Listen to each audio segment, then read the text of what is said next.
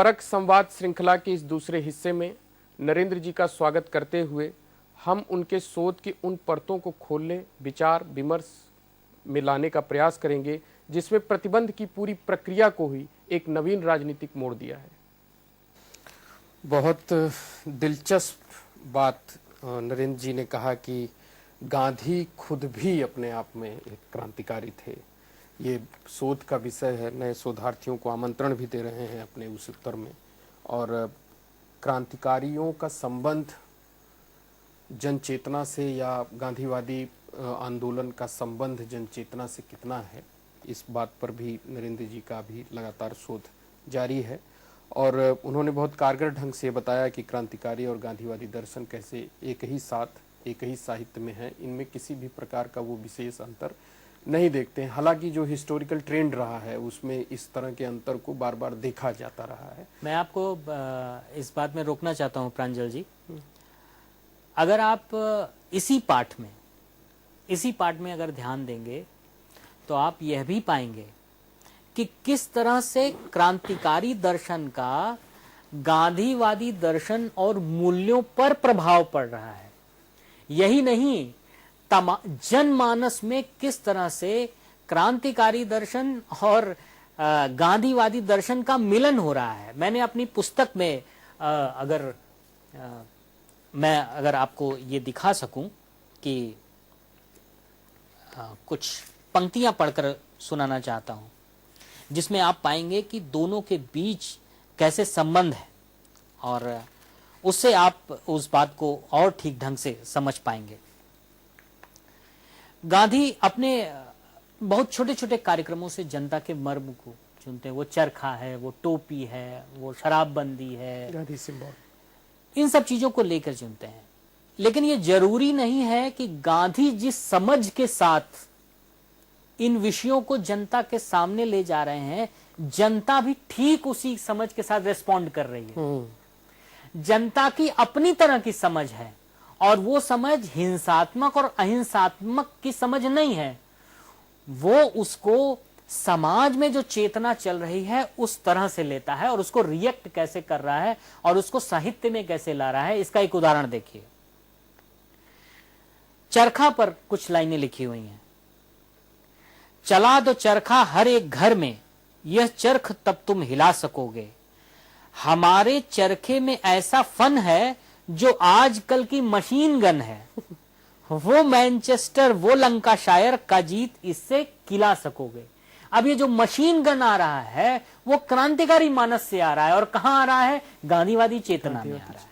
ठीक ऐसे ही एक जगह पर देखिए, बहुत सुंदर है। प्रीतम चलूं तुम्हारे संग, जंग में पकड़ूंगी तलवार। जंग में वो तलवार पकड़ने के लिए बात कर रही है, जबकि वहां तलवार का कोई काम नहीं है सत्याग्रह और अहिंसा में। वो ये आ रहा है क्रांतिकारी कार्यक्रम से। प्रीतम चलूं तुम्हारे संग, जंग में पकड़ूंगी तलवार। गाढ़े के सब वस्त्र बनाओ, सारी पब्लिक को पहनाओ और मैं करूं सूत तैयार। जेल तोप से नहीं डरूंगी, बिना काल के नहीं मरूंगी, गोली खाने को तैयार। प्रीतम चलूं तुम्हारे संग, जंग में पकड़ूंगी तलवार। और ये जो दोनों है, क्रांतिकारी मानस जिसमें हिंसात्मक क्रांति की बात की जा रही है और गांधीवादी मानस जिसमें सत्याग्रही की बात की जा रही है, ये दोनों ही मिल करके, चूंकि भारत का आम समाज सामान्यतया अहिंसा और सत्याग्रह के प्रति जिस तरह से उसने रेस्पॉन्ड किया और जिस तरह से जुड़ा, उसने वो गांधी को लगातार बढ़ाता चला गया। गांधी मोहनदास से महात्मा और महात्मा से भगवान बन जाते हैं और वो आम जनमानस में कैसे भगवान बनते हैं, जरा इस बात को देखिए। और ये बहुत सुंदर लाइन है। इसी देश को मेटन आए दोनों त्रास, वह केवल मोहन रहे, यह है मोहनदास। वह विख्यात ब्रिज बिहारी थे तो यह गुजरात बिहारी हैं। वह चक्र सुदर्शन धारी थे तो यह भी तकलीधारी हैं।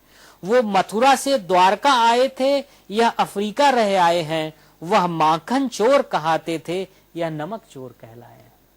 तो जो मानस है, भारतीय मानस है, वो गांधी को मोहनदास से महात्मा और महात्मा से भगवान बना रहा है, और वो जो कह रहे हैं उसको अपनी चेतना में अधिगम कर रहा है, और उस अधिगम के बाद अपने विश्लेषण के अनुसार अपनी तरह से उसको व्यक्त कर रहा है। और ये गांधी केवल भगवान नहीं है, ये गांधी होरी भी खेलते हैं उनके साथ। इसका भी गांधी संग खेलत होरी, बहुत सुंदर। कोई सखी झोरी में रंग भर लावे, कोई सखी मारे पिचकारी। तो ये तमाम ऐसी चीजें हैं जो क्रांतिकारियों और गांधीवादी जो चेतना है वो एक दूसरे से मिल रही है, मिल करके नई तरीके से मानस में आ रही है, जन का जागरण हो रहा है, और वो जागरण आंदोलन बन रहा है और आंदोलन में लोग निकल रहे हैं। ये बहुत महत्वपूर्ण है। जैसा कि नरेंद्र जी ने जो है बहुत दिलचस्प तरीके से तमाम उदाहरणों के साथ क्रांतिकारी और गांधीवादी दर्शन के एक साथ होने पर चर्चा की, और एक बहुत दिलचस्प बात कही कि गुजरात से हमारा पुराना नाता है और ये नाता निरंतर जो है अभी भी चल रहा है। ऐसे में मैं फिर उसी अध्याय के उसी चंद कुछ पन्नों पर भी आऊँगा, क्योंकि यह अध्याय मुझे लगता है उस किताब का 2-3 महत्वपूर्ण हिस्सों में से एक महत्वपूर्ण हिस्सा है इस किताब का।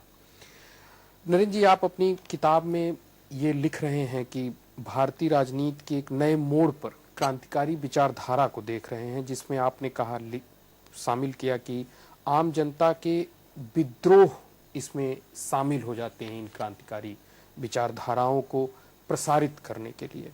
तो इस प्रक्रिया में औपनिवेशिक प्रशासन की क्या भूमिका थी, और इस औपनिवेशिक प्रशासन की भूमिका पर आने से पहले मैं ये जानना चाहूंगा कि क्रांतिकारी विचारधारा और आम जन के विद्रोह को कैसे हम समझ सकते हैं एक इतिहासकार की नजर से। भारत में क्रांतिकारी आंदोलन किसी मैनिफेस्टो का परिणाम नहीं थी। भारत में क्रांतिकारी आंदोलन भारतीय संस्कृति और परंपरा की नित्य नूतन प्रवृत्ति के अंदर से जन्मी थी। वो आम लोगों में संस्कृति की और परंपरा को बचाने के रूप में बाहर आई थी। वो एक सभ्यता को बचाने के लिए किए जा रहे संघर्ष का अगला चरण था। और यह चरण वास्तव में जिस तरह से हम देखते हैं कि शुरुआत में स्वतंत्रता आंदोलन के साथ ऐसे लोग जुड़े जो खाए पिए अघाए लोग थे, और केवल बड़ा एक समाज था जिसे अभिजन समझा जाता था। ऐसे लोग सीधे तौर पर किसी न किसी तरह के आंदोलन या ब्रिटिश औपनिवेशिक प्रशासन से अपने लोगों के लिए कुछ शक्ति पाने के लिए, कुछ सुधार के लिए पाने के लिए प्रयासरत थे। लेकिन जब यह आंदोलन धीरे धीरे आम जनता में फैलना शुरू किया, खासकर मध्य वर्ग में जिसमें शक्ति और विरोध करने की चेतना ज्यादा थी, जब यह आम जन खासकर मध्य वर्ग में फैलना शुरू किया, तब इसने उसका और अधिक क्रांतिकारी स्वरूप इसके दौरान बाहर आए, और वो क्रांतिकारी आंदोलन के रूप में दिखता है। वो क्रांतिकारी आंदोलन हिंसात्मक रूप में भी दिखता है। वो क्रांतिकारी आंदोलन ऐसे साहित्य के रूप में भी दिखता है जो स्व के जागरण और जन जागरण के लिए किसी भी एक्सटेंट तक जाने के लिए तैयार था। और वह धीरे धीरे करके गांधीवादी आंदोलनों के साथ आम जनता के मानस में जो देश प्रेम के साथ खड़ा होने की बात है वह भी था। लेकिन केवल यह नहीं था कि सब कुछ देश प्रेम के लिए ही हो रहा था। आम समाज में जो औपनिवेशिक प्रशासन के कारण समस्याएं खड़ी हो रही थी, उन समस्याओं से औपनिवेशिक प्रशासन के विरुद्ध जो चेतना जाग रही थी, वो सामान्य टैक्स के लिए भी हो सकता है, वो सड़क पर चलने के लिए भी हो सकता है, वो अपने अपने यश को पाने के लिए हो सकता है, अपनी सभ्यता और संस्कृति के गौरव को लिए पाने के लिए भी हो सकता है, और सामान्य ढंग से जीवन जीने के लिए भी हो सकता है। ये जो आम आदमी में रोजमर्रा के जीवन में जो औपनिवेशिक प्रशासन से परेशानी खड़ी हो रही थी, उसके विरुद्ध जो उसके मन में आक्रोश था, वो आक्रोश भिन्न भिन्न आंदोलनों में जुड़कर भिन्न भिन्न तरीके से प्रकट हो रहा था। तो यह केवल क्रांतिकारियों द्वारा जो क्रांतिकारी आंदोलन खड़ा किया या गांधीवादी शक्तियों द्वारा या गांधीवादी शक्ति के रूप में खड़ा हुआ, या किसी अन्य तरह के विचारधारा द्वारा अन्य तरह के लक्ष्य के प्राप्ति के लिए जो तमाम तरह के आंदोलन थे, वो वहां तक लोग जो जुड़ रहे थे, वो हो सकता है। लेकिन इन सब में जो लोग नीचे से आ रहे थे जुड़ने वाले, उनका जो बेसिक समस्या थी, वो रोजमर्रा के जीवन में औपनिवेशिक प्रशासन के नियम और कानूनों के द्वारा जो उनको समस्याएं उत्पन्न हो रही थी, उसके कारण जो आक्रोश पैदा हो रहा था, वो पहले से जो आक्रोश भरा था, उसका अवगाहन करके लोग इन लोगों को अपने अपने आंदोलनों के साथ जोड़ रहे थे। क्रांतिकारी आंदोलनों से तो केवल वही लोग जोड़ रहे थे जो इसको एक ऐसी रोमांच तरीके से ले सकते थे, जो अपने प्राण को भी न्यौछावर देने की स्थिति में थे, उस एक्सटेंट तक जा सकते थे। लेकिन गांधीवादी आंदोलन के साथ एक बहुत महत्वपूर्ण बात हुई कि अगर आप घर में चरखा भी चलाते हैं, तो आप वास्तव में औपनिवेशिक प्रशासन का विरोध कर रहे हैं। अगर आप गांधी टोपी भी पहनते हैं, आप सूत भी काटते हैं, तो भी आप विरोध की उस मुख्य धारा में शामिल हैं। तो ऐसे तमाम लोग हैं जो उस तरह से सीधे आंदोलन में भाग नहीं ले रहे हैं, फिर भी वो स्वतंत्रता आंदोलन की जो राह है, राह में जो उनका नेता है, उसकी नेता के पिछली पंक्ति में खड़े होने पर भी अपने को सौभाग्यशाली समझ रहे हैं। और ये प्रक्रिया धीरे धीरे जनमानस में पैठ रही है। वो पैठ है, उसका साहित्य में अभिव्यक्तिकरण हो रहा है, और वो किस तरह से अभिव्यक्तिकरण हो रहा है, इसको देखने की जरूरत है। उदाहरण के तौर पर लखनऊ से निकलने वाली एक पत्रिका सुधा, बाबूलाल भार्गव निकालते थे उनको, दुलाल भार्गव जी हैं, वो निकालते थे। उस सुधा में पहले भी ऐसी चीजें छपी हुई थी जिसके कारण उसको समस्या का सामना करना पड़ रहा था, फिर भी वो लगातार छापता रहा। उसी में 1931 में एक कहानी छपी, मरते दम तक। ये दो भाइयों के प्रेम की कहानी है, लेकिन इसी में एक प्रेमी युगल है जो एकांत में बातचीत कर रहा है, और उस बातचीत का जो मजमून है वो राजद्रोह है। मैंने अपनी पुस्तक बागी कलमे में उसको लिखा है। बाबू दुलारे लाल भार्गव की जो पत्रिका है सुधा, उसमें मरते दम तक कहानी में त्रिलोचन और सरला एक प्रेमी युगल है जो एकांत में आपस में बात कर रहे हैं, और उस बात का मजमून देखिए। त्रिलोचन सरला से कहता है, सच में सरला, राजद्रोह एक खतरनाक वस्तु है, किंतु इस समय जनता के प्रति सरकार का रवैया जिस तरह विद्वेषपूर्ण है, उसे देखते हुए भारत में यह कोई घृणित समझी जाने वाली वस्तु नहीं रही। यह हमारा कर्तव्य बन चुका है। क्या मुझे भी इस कर्तव्य का पालन करना चाहिए? सरला ने जिज्ञासा से पूछा। बिल्कुल, तुम्हें करना ही चाहिए। क्या देश के प्रति हमारा कोई कर्तव्य नहीं? माता के प्रति, मातृभूमि के प्रति, यहाँ के जल के प्रति, वायु के प्रति, जो हमारे शरीर को पोषित करता है, जिसमें हमें अंततः मिल जाना है, और विशेषकर आज जब असहाय मां विदेशियों के व्यापारियों के चंगुल में जकड़ी हुई है, और व्यथित आवाज में हमें अपने बच्चों को बुला रही है, ऐसे में उस पर ध्यान न देना कायरता होगी। त्रिलोचन ने उत्तर दिया, ठीक है, आज मैं भी सदैव, यहां तक कि मरते दम तक राजद्रोही विचारों का स्वागत करूंगी।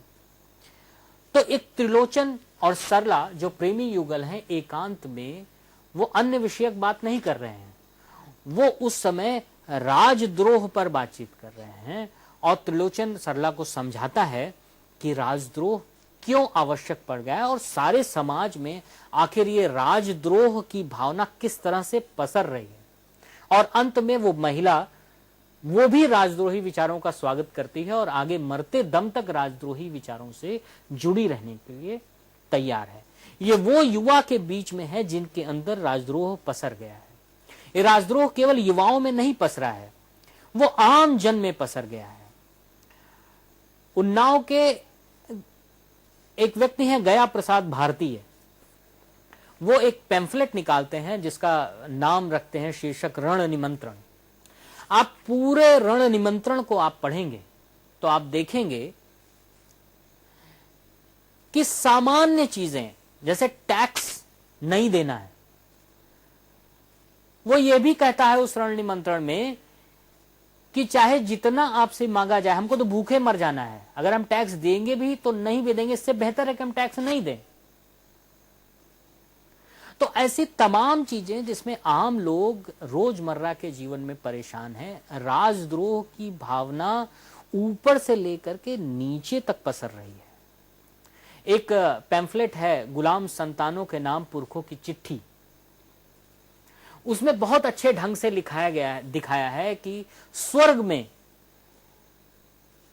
जो माता पिता हैं वो अपने बच्चों को एक चिट्ठी लिखते हैं और ये कहते हैं कि हम जब यहां आए थे तो हमारा बड़ा मान सम्मान हुआ, जब यहां तिलक महाराज आए हैं तो बड़ा मान सम्मान हुआ, लेकिन अभी अभी एक यहां प्रस्ताव पारित हुआ है कि जिनके बच्चे भारतवर्ष में राय साहबी ले रहे हैं, औपनिवेशिक प्रशासन के लोगों को डालियां भिजवा रहे हैं, ऐसे लोगों का मुंह काला करके स्वर्ग में घुमाया जाए।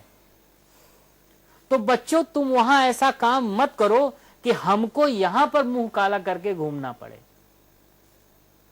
तो जो ये चीज है, ये हर तरह से ऊपर से लेकर के नीचे तक धीरे धीरे पेवस्त हो रही है। दूसरी तरफ औपनिवेशिक प्रशासन इसको न पेवस्त करने के लिए ही तमाम प्रकार के इस तरह के साहित्य के प्रतिबंध पर, उसको रोके रहने पर, उसको जरूरत के समय बाहर कर देने का खेल रच रही है और हर वो काम कर रही है जिससे औपनिवेशिक शक्ति भारत में लंबे समय तक रह सके, औपनिवेशिक मानस भारत में पूरी तरह से पसर सके। लेकिन जो उसके तरफ प्रतिरोध आ रहा था, खासकर प्रिंट की तरफ से, अन्य मीडिया की तरफ से जो प्रतिरोध आ रहा था, वो धीरे धीरे वो जो औपनिवेशिक साम्राज्य, उसके दबाव से बड़ा प्रतिरोध खड़ा हो गया था।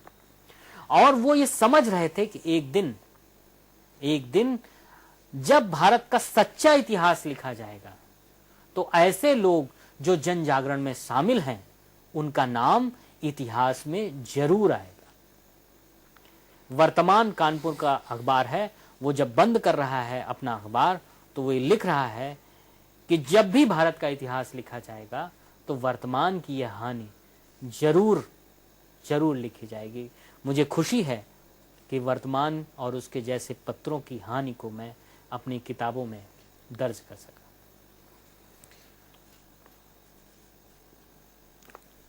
बहुत ही तरीके से आपने ये बताया कि किस तरह से जन विद्रोह और प्रतिबंध इस तरह के भारतीय राजनीतिक विचारधाराओं में भी एक महत्वपूर्ण स्थान रखते हैं। अब सवाल, हालांकि हमने शुरुआत से ही और इस तरह तक अपनी पूरी बातचीत में प्रतिबंध शब्द का बार बार प्रयोग हो रहा है और ये एक पद भी है और एक औपनिवेशिक रवैया भी है अपने आप को प्रभुत्व के तौर पर स्थापित करने का। प्रतिबंध एक औपनिवेशिक राज्य के एक प्रभुत्व को स्थापित करने का एक रवैया भी है। ऐसे में क्या हमें प्रतिबंध और जब्ती के पदों में किसी भी प्रकार का अंतर हम कर सकते हैं कि या यह दोनों एक दूसरे से जुड़े हुए हैं या ये एक दूसरे के समानांतर प्रयोग में लिए जाते हैं? क्योंकि प्रतिबंध के इतिहास पर एक लंबी बातचीत हम लोग किए और जब्ती भी एक प्रक्रिया रही है जिसको हमें अलग करके देखने की जरूरत है। तो क्या आपको लगता है कि इन दोनों शब्दों में कोई अंतर है या ये फिर दोनों एक दूसरे के ही पूरक या एक दूसरे से ओवरलैप करते हैं? प्रांजल जी, जब यह काम मैंने शुरू किया तो मैंने पाया कि तमाम लाइब्रेरीज में कुछ पुस्तकें हैं जिनका नाम है जब्तशुदा तराने या प्रतिबंधित कविताएं या राष्ट्रीय कविताएं, जिनके बारे में ये माना जाता था कि वो जब्तशुदा हैं या प्रतिबंधित हैं। मैंने अपने काम में ये कोशिश किया कि मैं उन्हीं पुस्तकों को लूं या उन्हीं को मानूं प्रतिबंधित जिनका सरकार से बाकायदे नोटिफिकेशन जारी हुआ है। अमूमन सामान्यतः जब किसी क्रांतिकारी के यहाँ या किसी स्वतंत्रता सेनानी के यहाँ कोई छापा पड़ा और उस छापा पड़ने के दौरान उसके घर में तमाम सामानों के साथ पुस्तकें भी मिली और वो पुस्तकें जब्त कर ली गई। तकनीकी तौर पर देखें तो वो पुस्तकें जो मिली उस क्रांतिकारी के यहाँ, उसका मानस समझने के लिए उसको भी उठा ली गई और उसको सूत्रबद्ध कर ली गई, लिस्टेड कर ली गई, सूचीबद्ध कर ली गई और उसको जब्तशुदा पुस्तकों में डाल दिया। लेकिन वास्तव में ऐसी पुस्तकों को प्रतिबंधित पुस्तकों की श्रेणी में नहीं रखना चाहिए। इसके अलावा भी और भी तमाम ऐसे साहित्य हैं जिन पर औपनिवेशिक प्रशासन ने कार्यवाही की, इस नाते से की कि वह स्व के जागरण में शामिल थीं, किंतु इसके बावजूद उन पर नोटिफिकेशन नहीं आया। उदाहरण के तौर पर अमूमन यह कहा जाता है कि प्रेमचंद का पहला कहानी संग्रह सोजे वतन जब्तशुदा था। जब मैं अपना काम कर रहा था और राष्ट्रीय अभिलेखागार में मुझे कुछ पत्रावलियां ऐसी मिली जिसमें मैंने पाया, मैं भी शुरू में सोचता था कि वह औपनिवेशिक प्रशासन द्वारा प्रतिबंधित कर दिया गया था, लेकिन उन पत्रावलियों में मैंने पाया कि सोजे वतन के को प्रतिबंध करने का कोई नोटिफिकेशन नहीं जारी किया गया था।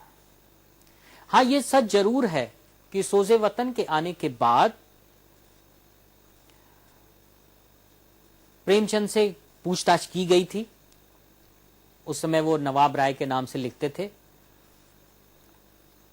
उनसे पूछताछ की गई थी, उनकी प्रतियों को जिलाधीश कार्यालय में उनके अनुसार मंगाया गया था और उनको जलाया भी गया था उन्हीं के लेखन के अनुसार।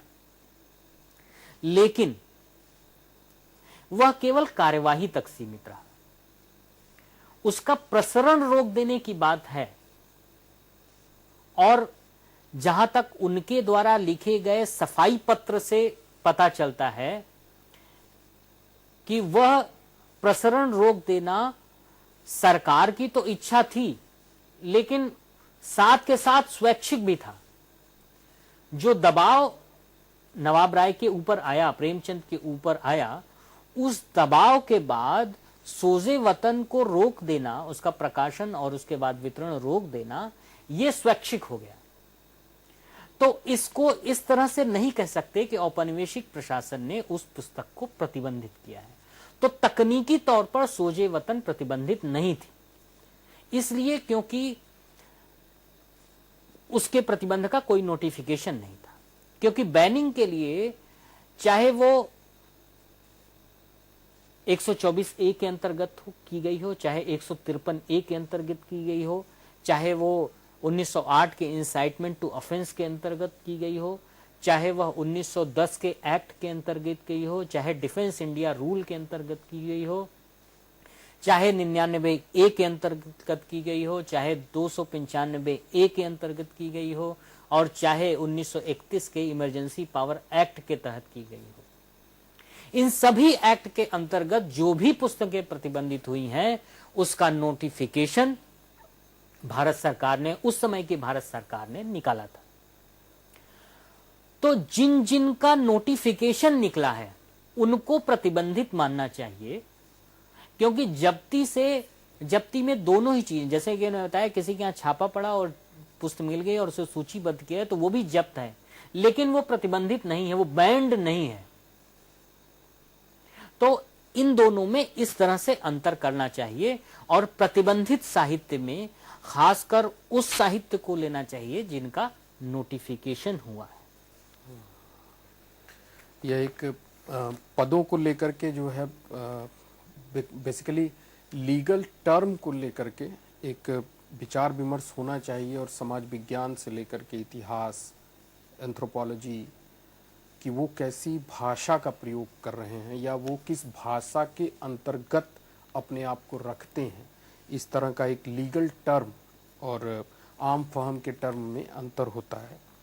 बहुत दिलचस्प है। और इसी के साथ मेरा जो है अंतिम सवाल, मैं नरेंद्र जी के किताब ब्रिटिश राज और व्यक्ति की स्वतंत्रता पर एक बार फिर आता हूँ। बार बार इस किताब पर आने का जो मेरा उद्देश्य है वो यही है कि अभिव्यक्ति की स्वतंत्रता आज मौजूदा दौर में हमारी संवैधानिक अधिकारों के साथ जुड़ा हुआ है, और उसका ब्रिटिश राज में किस प्रकार से उसका दोहन हुआ या उसको किस प्रकार के उछाल मिले, राजनीतिक उछाल उसे किस प्रकार का मिला, वह हमारे लिए आज भी विचार विमर्श का विषय बना हुआ है। ऐसे में नरेंद्र जी, आप अपनी किताब, आपकी ही एक किताब का हिस्सा पढ़ना चाहूँगा पहले, कि आप गांधी जी का हवाला देते हुए आप लिख रहे हैं कि 1942 में उन्होंने कहा कि धर्म एक निजी मामला है जिसकी राजनीति में कोई जगह नहीं होनी चाहिए। 1947 में उन्होंने कहा कि राज्य को पूरी तरह धर्मनिरपेक्ष होना चाहिए, किंतु दुर्भाग्य से बहुत देर हो चुकी थी।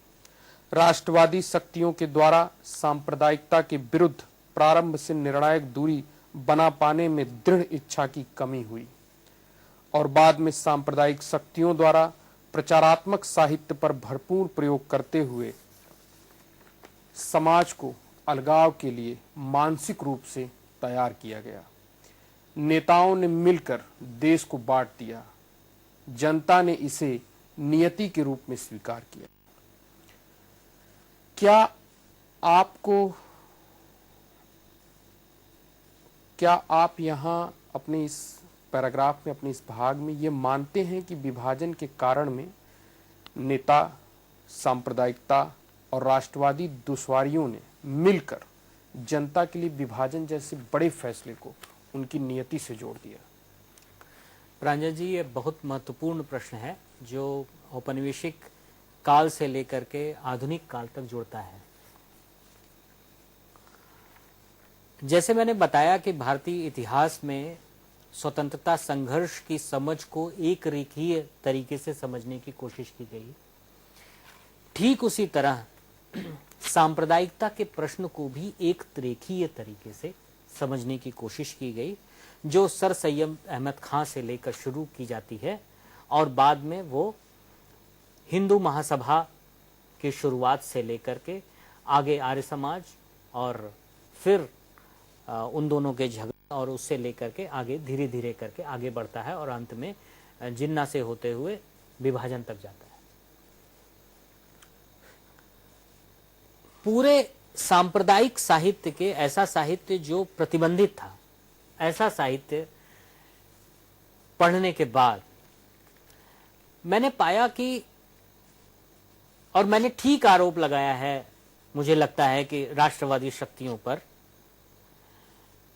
कि उन्हें ठीक समय पर अपने को सांप्रदायिक शक्तियों से दूरी बनाए रखना चाहिए था और पूरी तरह से उनको अलग करना चाहिए था।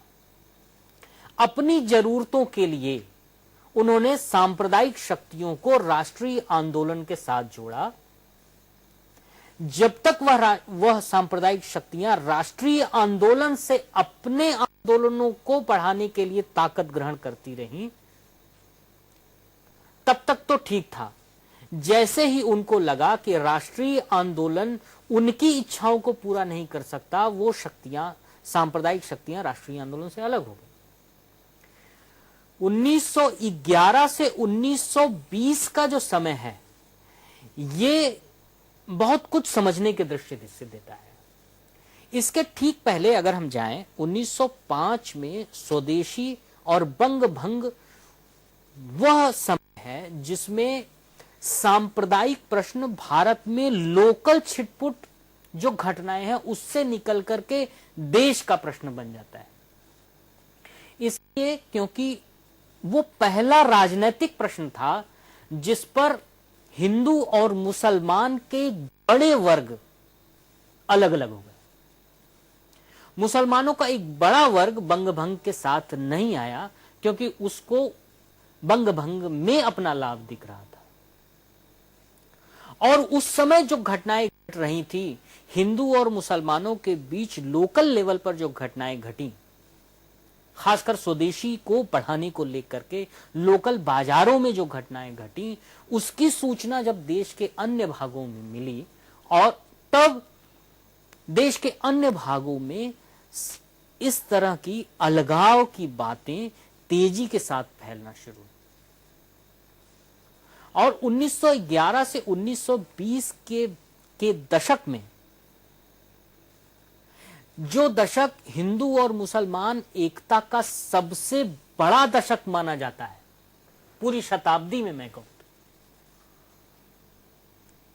क्योंकि खलीफत के प्रश्न और स्वतंत्रता आंदोलन के प्रश्न दोनों को मिलाकर गांधी जी ने एक ऐसा रसायन तैयार करने की कोशिश किया जो दोनों हिंदू और मुसलमान दोनों की शक्ति को राष्ट्रीय आंदोलन के लिए जोड़ सके, आगे लगा सके। लेकिन ये केवल और केवल प्रतिबंधित साहित्य है जिसको पढ़ने से आप ये जान पाएंगे कि 1911 से 1920 के बीच में जो हिंदू और मुसलमानों के बीच में ये जो एका दिखती है ऊपर के लेवल पर, जिसे इतिहास के विद्यार्थियों ने तमाम तथ्यों को ला करके चुन चुन के सजा दिया है और ये दिखाने की कोशिश की है कि किस तरह से ये शताब्दी का सबसे बड़ा एका था। लेकिन आप उस समय के जो साहित्य हैं, खासकर आर्य समाज की ओर से निकलने वाले अखबारों में और तमाम इस्लाम के ऐसे गुट हैं, इस्लाम के मानने वाले, उनके द्वारा निकलने वाले अखबारों में जो कुछ छप रहा है, आप उसको देखेंगे तो आप पाएंगे कि हिंदू और मुसलमानों के बीच में एक बड़ी चौड़ी खाई बन रही है जो आगे जाकर के और गहरी होती जाएगी।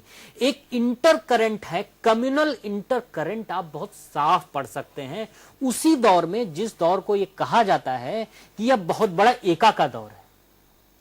और मेरी बात को इस बात से भी बल मिलता है कि जब खलीफत आंदोलन खत्म हो गया, असहयोग भी खत्म हो गया, तो वो जितनी भी शक्तियां थी जो इससे जुड़ी हुई थी, उससे एक बड़ा वर्ग राष्ट्रीय स्वतंत्रता आंदोलन से अलग हो गया और तमाम तरह की तंजीमें बनाने में शामिल हो गया। इसको बैलेंस करने के लिए इतिहास के विद्यार्थी तमाम तरह के ऐसे संगठनों को, हिंदू संगठनों को के लेकर के आते हैं। वो एक अलग बहस का मुद्दा है कि वो थे कि नहीं, वो उनके काम क्या थे, लेकिन इन तंजीमों का जो विकास हम पाते हैं, वो जो विकास है वो आगे किस तरह से आगे बढ़ रहा है वो हम देखते हैं। और ठीक इसी समय औपनिवेशिक प्रशासन, जहां एक और गांधीवादी टोपी चरखे और क्रांतिकारियों को साहित्य को प्रतिबंधित कर रहा है, वहीं सांप्रदायिक साहित्य के प्रति उसका रवैया बहुत नरम है। और वो आप 1922-23 के बीच की कई महत्वपूर्ण पत्रावलियों में आप पाएंगे कि वो औपनिवेशिक प्रशासन इन्वॉल्व भी नहीं होना चाहता है। और ये प्रयास केवल यही नहीं, वो ये प्रयास भी कर रहा है कि ये चीज बढ़े। इसके अतिरिक्त एक बहुत महत्वपूर्ण उदाहरण है रंगीला रसूल का। रंगीला रसूल शुरू में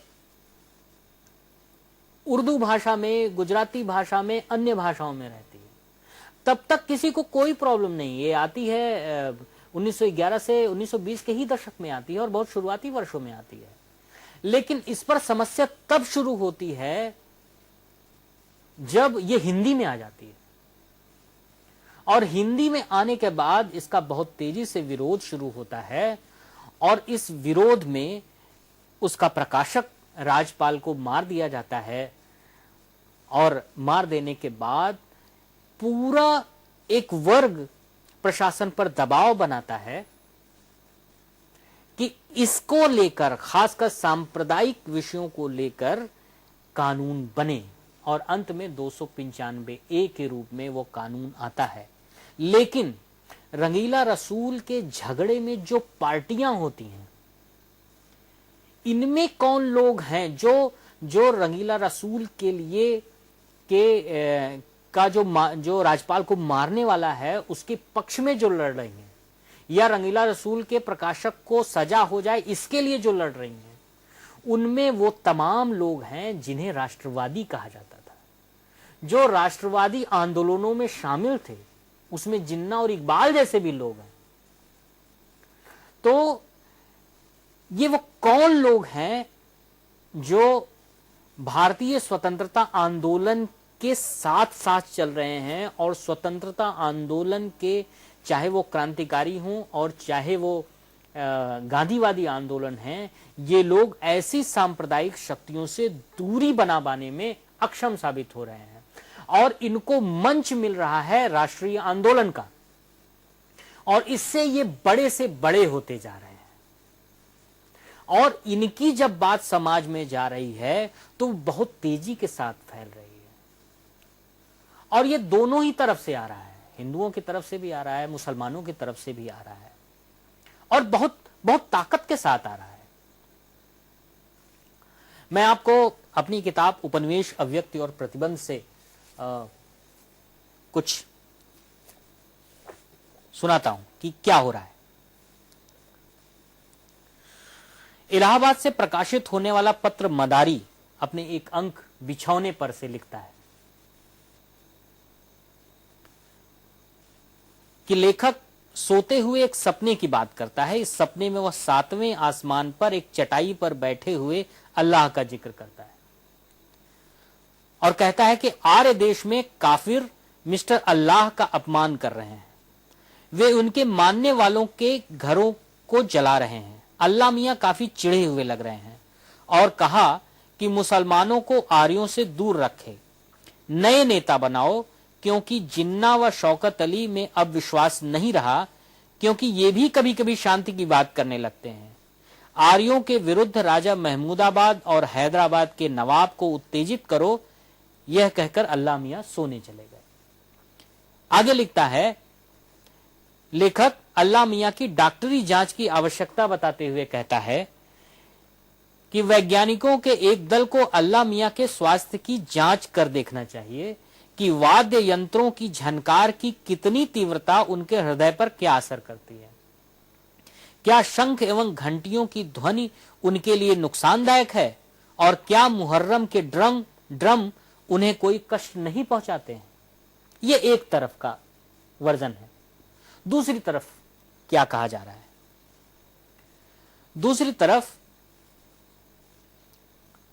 एक कविता में लिखता है, अंजाम नामक एक पत्र है, उसकी एक कविता है, मैं सुनाता हूं।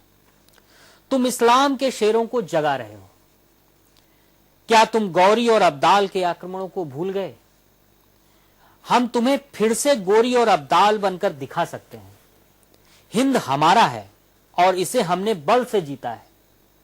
देखते हैं किसमें इतना दम है जो हमें यहां से निकाल सके।